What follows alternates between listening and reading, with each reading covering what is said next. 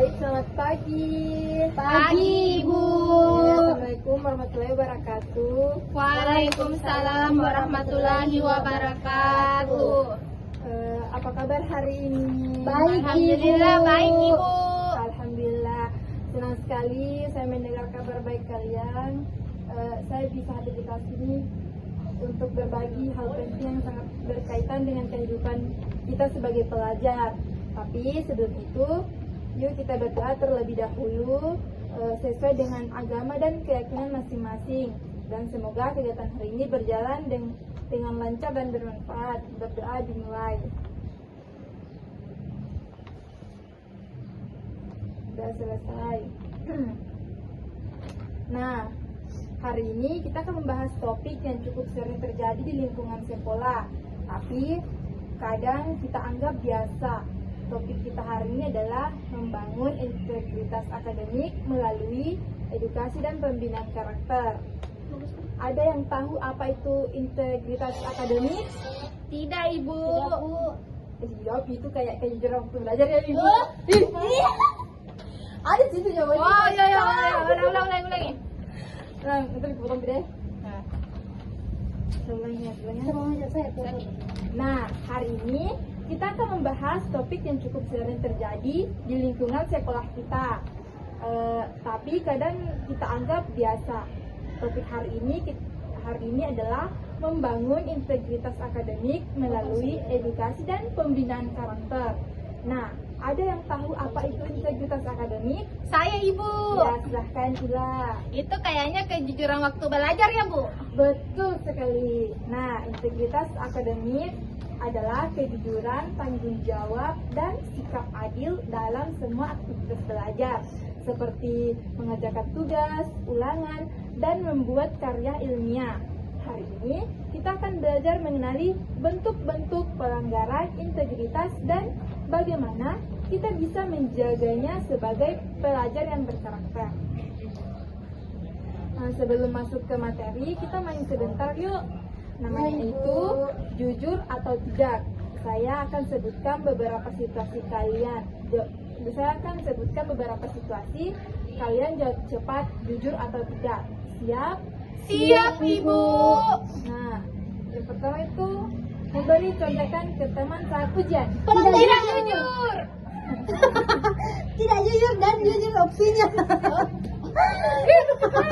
Tidak ada perhatian ini, Bu. Tidak ada perhatian. Oke. Pelanggaran kelas. Kita ulang lagi ya, karena mungkin teman kalian ini lapar mungkin. Ya, lapar, Ibu. Oke, Lapar, kita Ibu. ulang sekali lagi ya. Haus juga mungkin Ibu butuh ya, Pak. Ya, tunggu. Oke, kita ulang ya. Memberi contekan ke teman saat ujian. Tidak jujur. Mengaku lupa kalau sebenarnya belum mengerjakan PR. Tidak jujur. Mengakui hasil kerja kelompok padahal tidak ikut bantu. Tidak jujur. Oke, wah, hebat kalian tahu mana yang benar dan salah. Sekarang yuk kita nonton video pendek dulu. Iya, Bu. Nah, kita akan lihat video pendeknya di sini ya. Oh iya, Bu, gaib sekali, Bu. Saya nggak bisa melihatnya. 5 minutes later, ya. Apakah Ibu bisa melihat videonya? Oke, apa yang kalian rasakan setelah menonton video tadi? Saya Ibu. Oke, silahkan Regita. Saya merasa nggak nyaman Bu, soalnya kadang-kadang juga pernah ngetek. Terima kasih Gita sudah jujur. Tidak apa-apa mengakui kesalahan. Justru dari sanalah kita bisa belajar memperbaiki diri. Sekarang, siapa yang pernah melihat teman mencontek tapi bingung mau bertindak apa? Saya, Bu. Oke, kita persilakan Kacau ini. Guru maksud ini. Pak, Oh, boleh. Saya pernah Bu, Ya. saya pernah Bu, Hmm? tapi saya diam saja karena tidak enak sama teman-temannya Bu, karena teman saya adalah sahabat saya. Oke. Itu juga tentang integritas ya. Menjaga kejujuran itu tidak mudah. Tapi ingat, tindakan baik itu bisa menular. Kalian bisa bilang dengan sopan, ayo kita belajar bareng besok daripada ikut-ikutan curang. Iya Ibu. Oke. Nah, sekarang kita bahas beberapa bentuk pelanggaran integritas akademik. Misalnya, plagiarisme, menyalin tanpa menyebut sumber, mencontek saat ujian, mengaku hasil kerja kelompok padahal tidak berkontribusi. Nah, menurut kalian kenapa orang melakukan hal-hal ini?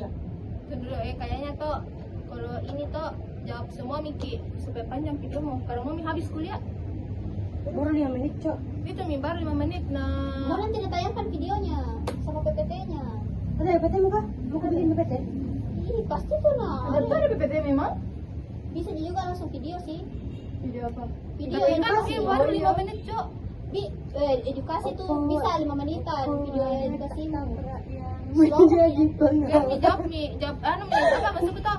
Ini toh ya kan ada pertanyaannya toh, menurut kalian kenapa orang melakukan hal-hal ini toh? Jadi jawab semua Miki we. Iya. Apa? Jadi kan 3 jawaban Nila. Iya, Supaya sekalian lagi Kan mencari Miki ini langsung misalnya nanti tinggal. Cara mau kau bilang Iya. pertanyaannya. jawab nih. Ini kita orang mencari jawaban yang lainnya. Tetap aku bilang jawab semua Ki. Ya tunggu dulu Pak Bar sebentar cari nih ChatGPT nih. Ini mau jawab kamu Ini mau jawab kamu Ini kita orang yang jawab yang lainnya. Ih, cantik juga kameranya. Opo lain tak berakhir menjadi Tidak Ya, ya, bergerak ya. sih, bagus bisa. Iya. Coba paling lucu tadi video kan video kayak ulat bulu ke semua. Menjatan. Udah gaji semua siswanya, Cok. Itu tuh kayak gini. Beda dulu. Ya, oke. Saya Bu, saya mau Jangan bertanya ibu ayo. Oke.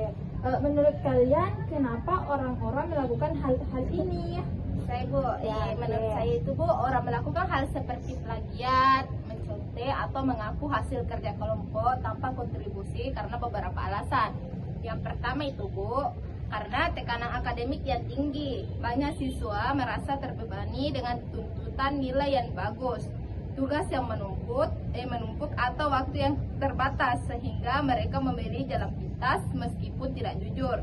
Yang kedua itu Bu, kurangnya rasa percaya diri atau kemampuan mengatur waktu juga bisa menjadi penyebab saat seseorang merasa tidak mampu mengerjakan tugas dengan baik atau kehabisan waktu. Mereka mungkin tergoda untuk menyalin pekerjaan orang lain atau mencontek saat ujian. Yang ketiga itu Bu, ada juga yang melakukannya karena kurangnya pemahaman tentang pentingnya integritas akademik. Mereka belum menyadari bahwa kejujuran dan usaha sendiri jauh lebih berharga dibandingkan hasil instan yang diperoleh dengan cara curang.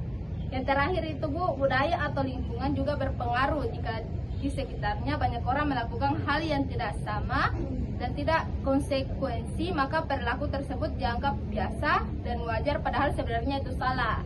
Itu saja Bu. Oke, terima kasih atas jawabannya. Oke, saya persilakan kepada Isma.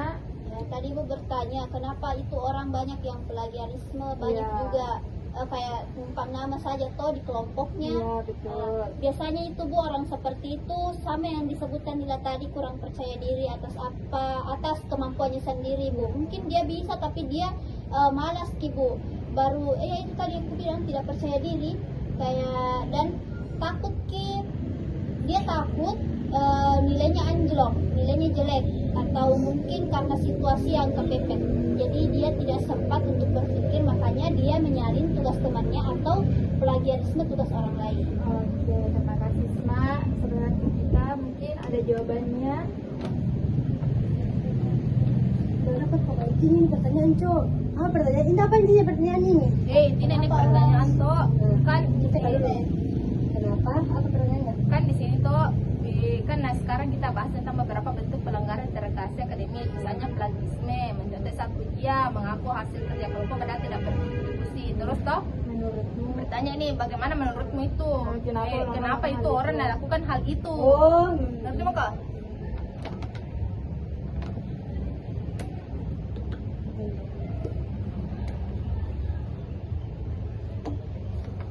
Mana anunya pertanyaannya LKPD-mu? dari situ? Enggak lah, Cok. Buka ID-mu. Aku jawab nih. Aku jawab nih. Kirim ya nomor dulu. RPL-mu. Di laptop bisa. Nah, bahasa. jawab nih. Diajak dulu. Kalau menurut saya Ibu, yang pertama itu tekanan untuk berhasil. Banyak siswa Ibu merasa tertekan untuk mendapatkan nilai tinggi atau hasil yang baik dari orang tuanya, guru maupun lingkungan sekitar. Nah, tekanan ini kadang membuat mereka mengambil jalan pintas seperti menyontek atau plagiat agar terlihat berhasil tanpa harus berusaha keras. Nah, yang kedua itu kurangnya persiapan dan manajemen waktu. Ketika seseorang tidak mempersiapkan diri dengan baik atau mengatur waktu belajar secara efektif, mereka mungkin merasa terdesak dan memilih mencontek atau plagiat sebagai solusi jalan cepat untuk menyelesaikan masalah tugas dan ujiannya. Nah, yang ketiga, rasa malas dan kurang motivasi. Nah, beberapa orang melakukan hal tersebut karena malas dan kurang termotivasi untuk berusaha sendiri. Mereka lebih memilih cara yang mudah meskipun itu tidak jujur. Nah, yang keempat itu kurangnya pemahaman tentang dampak negatif. Nah, tidak semua siswa menyadari betapa seriusnya konsekuensi dari tindakan seperti plagiat dan mencontek, baik dari segi moral, akademik maupun masa depan mereka. Nah, yang kelima, pengaruh lingkungan. Jika lingkungan sekitar seperti teman sebaya juga melakukan hal yang sama tanpa konsekuensi, seseorang mungkin merasa bahwa tindakannya itu wajar dan dapat diterima oleh lingkungannya itu sendiri. Nah, yang terakhir itu kurang rasa tanggung jawab. Mengakui hasil kerja kelompok tanpa kontribusi itu bisa terjadi karena kurangnya rasa tanggung jawab dan kesadaran akan pentingnya peran masing-masing dalam kelompok. Mungkin itu saja dari saya, Ibu. Oke, baik. Terima kasih atas jawabannya. Nah, betul. Tapi kejujuran itu lebih penting daripada nilai sesaat. Nilai bisa diperbaiki, tapi karakter yang rusak akan susah dibentuk lagi. Masalahnya Baik, sekarang saya minta kalian untuk mengisi UKPD, isinya refleksi tentang kejujuran kalian selama ini dan komitmen kalian ke depan. Jangan malu, ini hanya untuk kalian sendiri dan menjadi bahan perenungan. Bagaimana, ada yang ingin kamu bagikan? Saya Bu, saya ingin membagikan refleksi pribadi tentang kejujuran dan komitmen saya. Selama ini saya menyadari bahwa saya belum sepenuhnya konsisten dalam menjaga kejujuran, terutama dalam hal-hal kecil seperti menunda-nunda pekerjaan lalu mencari alasan atau mencontek sedikit saat ujian. Karena tidak percaya diri, saya tahu itu bentuk pelanggaran integritas walaupun mungkin tidak selalu disadari saat melakukannya.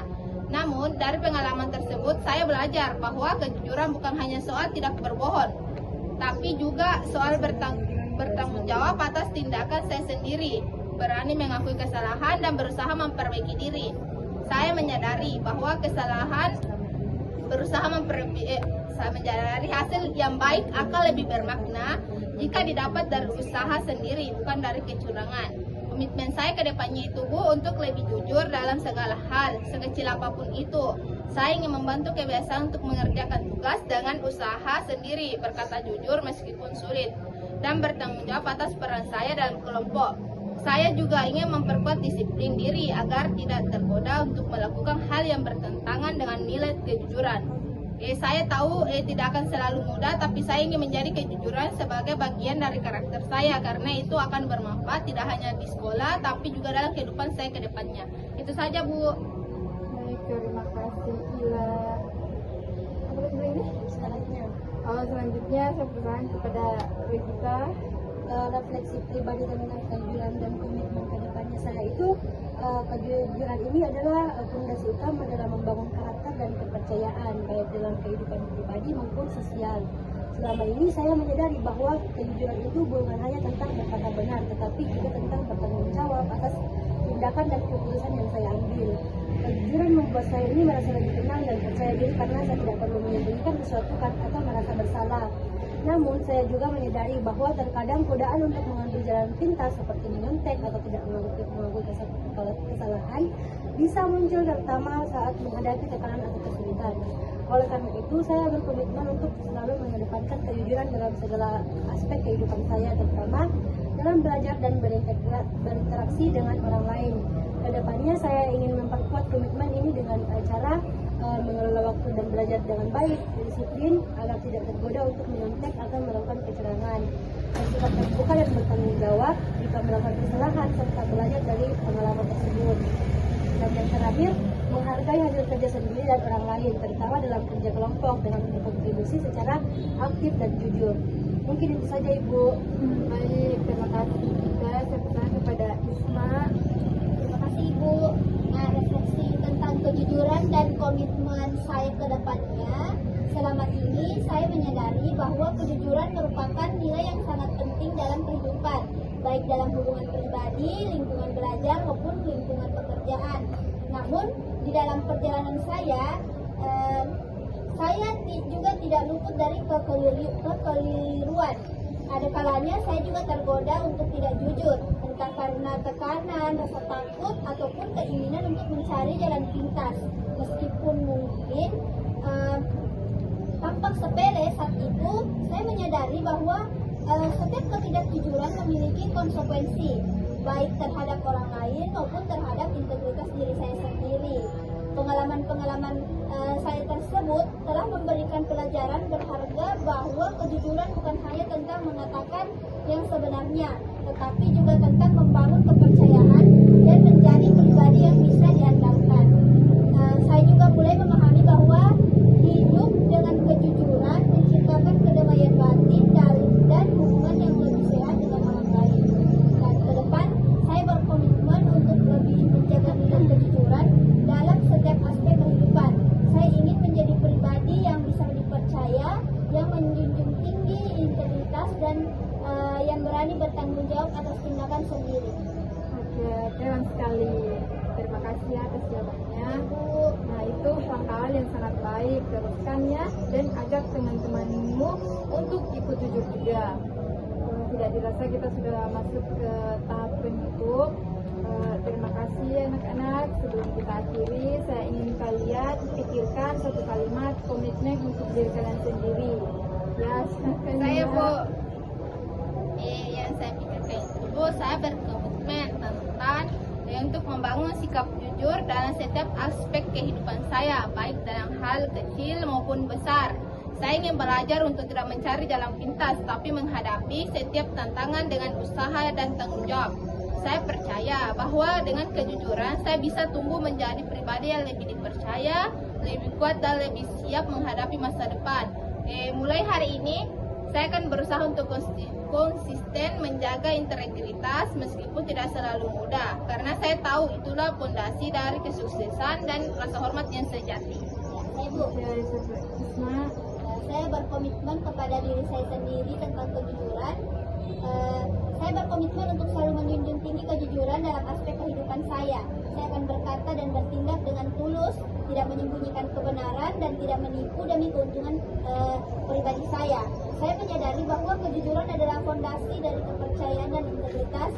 Nah, dalam setiap kejujuran dan keputusan saya akan selalu memilih untuk jujur meskipun itu sulit atau tidak menguntungkan, tapi dengan kejujuran saya membangun diri saya menjadi pribadi yang bisa dipercaya dan dihormati oleh semua orang. Oke, terima kasih. Isma.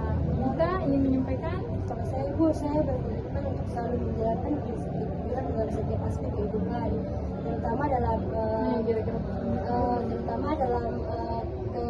berhenti menyontek dan ikut dalam berkontribusi dalam kerja kelompok itu Ibu. Mungkin itu saja. Oke, terima kasih atas kejujuran dan keterbukaan kalian hari ini. Ingat ya, kejujuran bukan kelemahan, justru itu adalah kekuatan utama menuju keberhasilan sejati. Nah, kalau ada yang ingin bicara lebih lanjut secara pribadi, saya terbuka untuk sesi konseling lanjutan. Sekarang mari kita tutup kegiatan hari ini dan dengan doa. Doa dimulai. Doa selesai. Terima kasih, kalian luar biasa. Terima kasih Ibu. Terima kasih, Bu. Terima kasih, Ibu.